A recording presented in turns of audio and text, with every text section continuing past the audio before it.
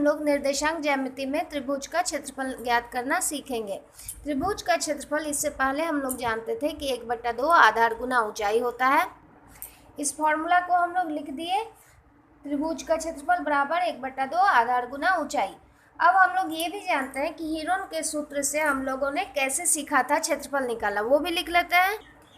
Heron के सूत्र को हम लोगों ने क्लास 9th में ही सीख लिया था।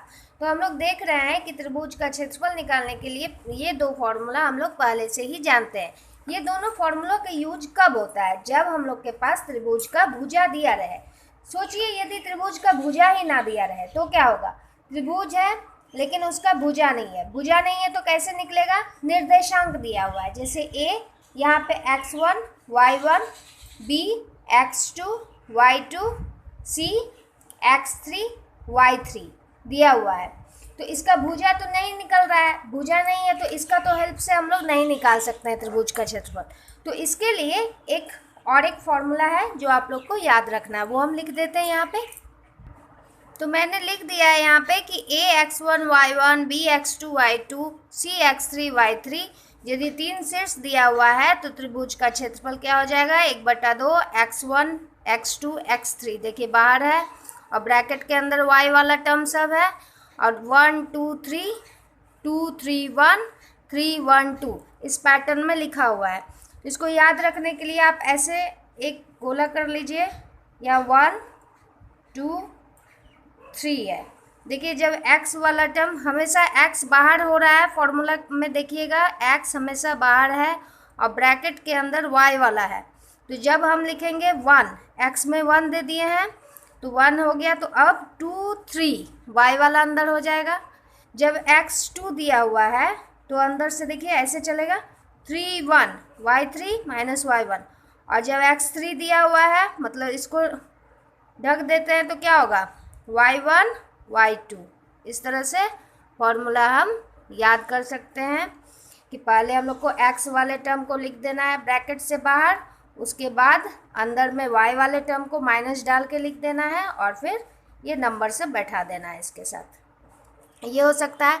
अब इस फॉर्मूला को हम लोग कैसे निकाले हैं, जैसे हम लोग दूरी सूत्र निकालना सीखे, विभाजन का सूत्र निकालना सीखे, वैसे ही किसी तल पे त्रिभुज का सूत्र कैसे निकाला जाए वो सीखेंगे। अब यहाँ एक्स वाई प्लेन दिया हुआ है। अब इस तल पे ए x1 y1 कहाँ होगा? ए x1 y1। देखिए तो यहाँ पे x1 है, यहाँ y1 है, तो यहाँ पे हम लिख सकते हैं ए x1 y1। अब b x2 y2 दिखाइए, तो x2 यहाँ पे है, y2 इधर है, तो b x2 y2 कहाँ हो जाएगा? इस पॉइंट पे होगा। अब c x3 y3 दिखाना है, तो यहाँ पे हो जाएगा c x3 और यहाँ पे y3 है, तो y3 ऐसे लिख सकते हैं। अब तीनों पॉइंट को हम लोग मिला देते हैं आपस में। तीनों पॉइंट को मिलाने के बाद हम लोग देख रहे हैं कि यहाँ पे एक हम लोग को त्रिभुज मिल रहा है। इसी त्रिभुज का क्षेत्रफल हम लोग को निकालने सीखना है। जैसे हम लोग वहाँ पे दूरी सूत्र और विभाजन सूत्र में लंब डालते थे बिंदु से x अक्ष पे, वैसे यहाँ पे भी करेंगे।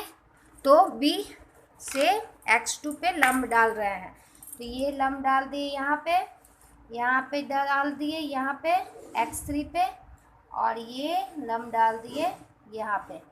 ये तीनों लंब डालने के बाद देखिए यहाँ पे हम लोग को क्या मिल रहा है? यहाँ एक चतुर्भुज शेप का मिल रहा है। ए सी यहाँ पे कुछ नाम दे देते हैं, आर दे देते हैं यहाँ पे नाम, और यहाँ पे नाम दे देते हैं पी। इस पॉइंट का नाम हो गया पी, इस पॉइंट का नाम हो गया आर, और इस पॉइंट का नाम दे दिए क्यू। इसको हम लोग ब्रैकेट में घेर देते हैं, नहीं तो फिर समझने में दिक्कत होगा। पॉइंट का नाम दे दिए, और यहाँ पे हम लोग का सी है, ए है, बी है, 3 पॉइंट दिया हुआ है यहाँ पे। तो देखिए ये 4 बिंदु मिला के यहाँ एक चतुर्भुज बन रहा है, और यहाँ पे ये 4 बिंदु मिला के यहाँ एक चतुर्भुज बन रहा है। ये किस तरह का चतुर्भुज है? ये एक समलंब चतुर्भुज है। समलंब चतुर्भुज में क्या होता है? आमने सामने का भुजा समांतर होता है और बाकी 2 भुजा समांतर नहीं होता है। तो यहाँ पे आमने सामने का भुजा देखिए समांतर है, लंब डाला गया है, दोनों समांतर है एक दूसरे का। और यहाँ पे बी क्यू और ए पी एक दूसरे के समांतर है। अब हम लोग क्या करेंगे, देखते हैं कि इसका दूरी क्या होगा। ये y3 है पूरा, तो यहाँ पे हम लोग y3 लिख सकते हैं इस डिस्टेंस को, क्योंकि ये y3 है तो ये भी y3 हो गया। ये क्या है, ये y2 है, तो ये डिस्टेंस हो गया मेरा y2। और ये पूरा क्या है, y1 है, इसलिए हम ये पूरा को क्या लिख सकते हैं, y1। अब इस डिस्टेंस को क्या कहेंगे, ये पूरा x3 था, x3 से x1 घट गया तो ये हो गया x3 माइनस x1, और ये पूरा x1 है और ये x2 है, तो ये डिस्टेंस क्या हो जाएगा मेरा, x1 से x2 को घटा देंगे।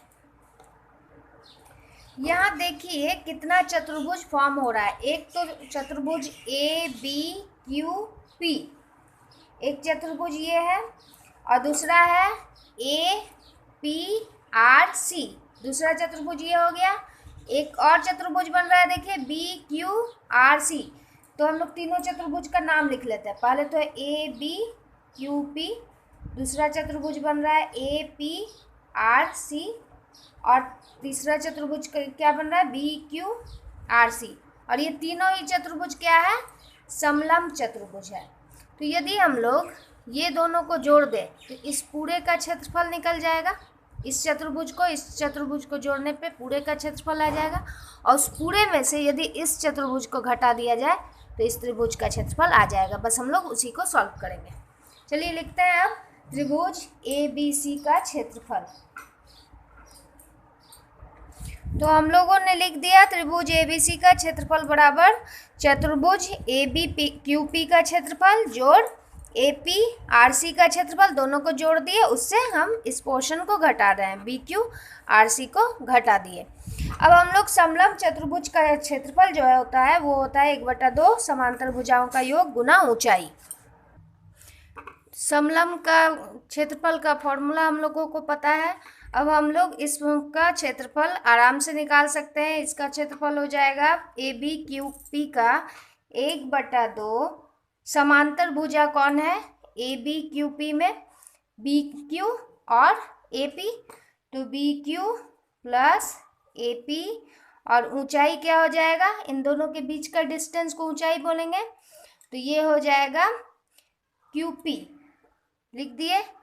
अब लिखेंगे plus A P R C में समांतर भुजा है ए पी और सी आर, लिखेंगे half A P plus C R, और ऊंचाई क्या है, इन दोनों के बीच का डिस्टेंस जो है दूरी, इंटू पी आर, लिख दिए, माइनस। अब इस चतुर्भुज में देखते हैं समांतर भुजा है ये दोनों, तो 1/2 समांतर भुजा है यहाँ पे B Q plus C R into Q R, लिख दिए हम लोग। अब देखिए इन सब का मान बैठा देंगे हम लोग इसके हेल्प से। इसका मान बैठाने के लिए आइए हम लोग इसका नोट कर लेते हैं कि किस भुजा का कितना मान है। जैसे यहाँ पे बी क्यू है हम लोग का y2, क्यू पी कितना है, क्यू पी है x1 माइनस x2, उसके बाद ए पी है y1, हम लोग लिख लिए ये। अब यहाँ पे देखिए इस चतुर्भुज में ए पी तो y1 है और पी आर है x3 minus x1, C R है y3, और यहाँ से यहाँ तक। अब इस चतुर्भुज में देखते हैं क्यू आर कितना हो जा रहा है, क्यू आर पूरा है x3 और यहाँ से है x2, तो x3 माइनस x2। अब इस सब का मान इसमें हम लोग बैठा के देखेंगे। यहाँ पे देखिए अब इसमें बैठाते हैं 1/2, बी क्यू कितना था y2, तो यहाँ y2 लिख दिए, ए पी है y1 y1 लिख दिए, QP है x1 माइनस x2। इसी तरह इसमें भी लिखते हैं 1/2 y1 plus y3 into PR कितना है x3 माइनस x1, तो x3 माइनस x1 लिख दिए, माइनस 1/2 y2 प्लस y3 यहाँ पे x3 माइनस x2। जब इस सारे को सॉल्व करेंगे तो हम लोग का फॉर्मूला आ जाएगा 1/2 x1 अंदर में y2 माइनस y3 प्लस ये वाला सिखाया आप लोग को 2 लिखेंगे, फिर y रहेगा 1 2 3 हो गया है, इससे 1 2 3 हो चुका है। अब 2 लिखे हैं बाहर तो 3 1 होगा, 3 1 प्लस x3 लिखे, x3 हो गया तो 1 2 y1 माइनस y2।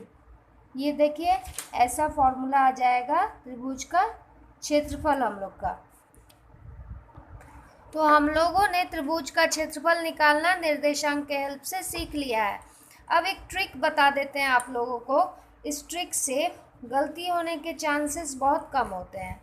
जैसे x1 y1 है, यहाँ लिख दिया x1 y1, x2 y2, x3 y3। जब ऊपर से नीचे आएंगे तो प्लस का चिन्ह और नीचे से ऊपर जाएंगे तो माइनस का चिन्ह। फिर एक बार लिख देंगे x1 y1, समझ गए? x1 y1 से शुरू किए, फिर x1 y1 लिख दिए, ठीक है? x1 y1, x2 y2, x3 y3, फिर x1 y1। अब हम लोग जब ऊपर से नीचे आएंगे, मतलब कि यहाँ से यहाँ आ रहे हैं, जब यहाँ से यहाँ आ रहे हैं और यहाँ से यहाँ आ रहे हैं तो हम लोग प्लस चिन्ह देंगे। और जब हम लोग नीचे से ऊपर जाएंगे, यानी कि यहाँ से जब यहाँ जाएंगे, यहाँ से यहाँ जाएंगे, यहाँ से यहाँ जाएंगे तो माइनस का चिन्ह देंगे। इसको लिखते हैं हम लोग इक्वल टू 1/2 ऐसे ब्रैकेट में x1 y2 लिख दिए minus x2 y1 plus x2 y3 minus x3 y2 plus x3 y1 minus x1 y3। इसके हेल्प से आप लोग जब बनाइएगा सवाल को तो गलती होने के चांसेस बहुत कम हो जाएंगे। आइए कुछ उदाहरण देखते हैं। चलिए इस पहले सवाल को हम लोग ट्रिक से बनाते हैं। यहाँ पे ये a हो गया, सोचिए इस सवाल में त्रिभुज का क्षेत्रफल निकालना है, ये b हो गया, ये c हो गया। तो हम लोग क्या करेंगे, क्षेत्रफल निकालने के लिए 1/2 यहाँ से चलते हैं, पहले 1 माइनस 1, नीचे में लिखेंगे -4 6, फिर उसके नीचे -3 -5 और फिर उसके नीचे वही 1 -1। अब इसको सॉल्व करके देखते हैं। 1/2 ऊपर से नीचे आएंगे, 1 गुना 6 6 हो गया, -4 -1 4 हो गया, और नीचे से ऊपर जा रहे हैं तो माइनस होगा तो 4 लिख दिए। फिर ऊपर से नीचे आ रहे हैं तो प्लस लिखेंगे, माइनस माइनस प्लस हो जाएगा, 5 के 20। फिर नीचे से ऊपर जा रहे हैं तो माइनस होगा, और यहाँ पे 6 या 18, इसका माइनस 18 ऐसे लिख दिए। फिर नीचे से ऊपर आ रहे हैं तो यहाँ पे माइनस माइनस प्लस 3 ये हो गया। फिर नीचे से ऊपर जा रहे हैं तो फिर माइनस और -5 +5। इसको सॉल्व कर देते हैं। 1/2 यहाँ पे ऐड कीजिए, जिसके आगे प्लस है प्लस के साथ, जिसके आगे माइनस है उसको माइनस कर देंगे। इन सबको जोड़ने से हम लोग को क्या मिल रहा है, 52 - 4 = 1/2। यहाँ पे हो गया 48। घटाने के बाद कट रहा है, देखिए 2 दूनी 4 2 चौके 8, तो 24 आंसर हो जाएगा। आप ट्रिक से बनाइए या फिर हम लोग फार्मूला का यूज कर रहे हैं। यहाँ पे देखिए त्रिभुज का क्षेत्रफल का फॉर्मूला हम लोग निकाले हैं, तो ये फॉर्मूला बैठा देते हैं पहले। यहाँ पे है a, तो ये हो गया y1, ये हो गया x2 y2, ये हो गया x3 y3। अब सब जगह पे बैठा देते हैं, जिसके जगह पे जो है। तो x1 कौन है, 1 है यहाँ पे, तो लिख दिए पहले 1, y2 है 6, और फिर y3 है -5 और यहाँ माइनस +5 हो गया, प्लस x2 क्या है -4, तो -4 लिख दिए यहाँ पे। और y3 कितना है -5 और y1 क्या है, y1 है -1 और माइनस इस फार्मूला का +1 हो जाएगा, प्लस x3 है -3 लिख दिए। और y1 क्या है, y1 है हम लोग का -1 तो -1 लिखे, और y2 है -6 हो गया। इसको सॉल्व कर रहे हैं 1/2 1 6 5 11 प्लस -4 और ये हो गया -4 -3 और इधर -7 गुना कीजिए 1/2 11 4 चढ़े 16 21 48 हो गया बाई 2 24। देखिए दोनों आंसर बराबर है, चाहे आप ऐसे बनाइए या ऐसे बनाइए, एग्जाम में ऐसे ही बनाना ठीक रहेगा आप लोगों के लिए। एक और सवाल कि के का मान ज्ञात कीजिए यदि ये तीनों बिंदु संरेखीय हो। संरेखीय मतलब एक ही रेखा पर, जब एक ही रेखा पर तीनों बिंदु है तो त्रिभुज तो बन ही नहीं रहा है, तो त्रिभुज जब बन नहीं रहा है तो त्रिभुज का क्षेत्रफल क्या हो जाएगा, 0 हो जाएगा। तो संरेखीय होने के केस में हमेशा देखिएगा त्रिभुज का क्षेत्रफल जो होगा 0 होगा, तो हम लोग लिख लेते हैं त्रिभुज का क्षेत्रफल बराबर 0। और त्रिभुज का क्षेत्रफल का फॉर्मूला क्या है, 1/2 x1 y2 minus y3 equal to 0। Formula लिख दिए हम लोग। अब देखिए यहाँ पे x1 कौन है, यहाँ पे x1 ये है, y1 ये है, x2 ये है, y2 ये है, x3 ये है, y3 ये है। अब बैठा दीजिए सबकी जगह पे सब। 1/2 उधर चला गया 0 हो गया, सिर्फ इसको बैठाते हैं। x1 हो गया 2, x1 2, y2 क्या हो गया, y2 हो गया k, y3 -3 और इधर माइनस फार्मूला का तो +3 +4 लिख दिए x2 के जगह पे। y3 क्या है -3, y1 क्या है -3 हो गया, प्लस x3 है 6 लिख दिए, y1 क्या है 3 और फिर इधर -k। इसको सॉल्व कर लेंगे हम लोग। ये हो गया 2k + 6 + 4 और इधर -6 प्लस 6 12 36 18 -6k इक्वल टू 0। देखिए इधर एक ही टाइप का टर्म है तो ये एक दूसरे से घट जाएगा, -4k + 6 प्लस माइनस 6 चौक 24 प्लस 18 इक्वल टू 0। अब देखिए सबको जोड़िए, ये जोड़ने के बाद क्या हो रहा है, -4k + 0 इक्वल टू 0। तो 4k इक्वल टू 0 तो k का मान आ गया 0। अब इसको ट्रिक से भी कर सकते हैं, ऐसे जैसे सिखाएं आपको। यहाँ 2 3 4k 6 -3 और फिर 2 3 फिर से 2 3 1/2।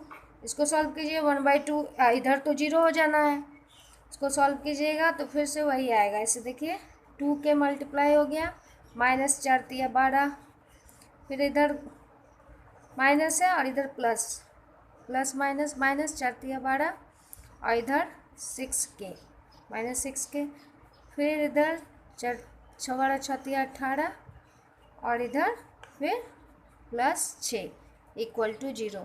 तो देखिए वही हो रहा है, -4k + 0 इक्वल टू 0, तो k बराबर 0। दोनों एक ही टाइप से बनेगा, दोनों का आंसर सेम है, लेकिन आप लोग एग्जाम में इसको बनाने का कोशिश कीजिएगा, इसी को बनाइएगा। अब आप लोग को इतना दूर तक हम लोग समझा चुके हैं कि त्रिभुज का क्षेत्रफल कैसे निकालना है। अब आप लोग 7.3 को ट्राई कीजिए और बचे हुए उदाहरण को। आज तक बस इतना ही।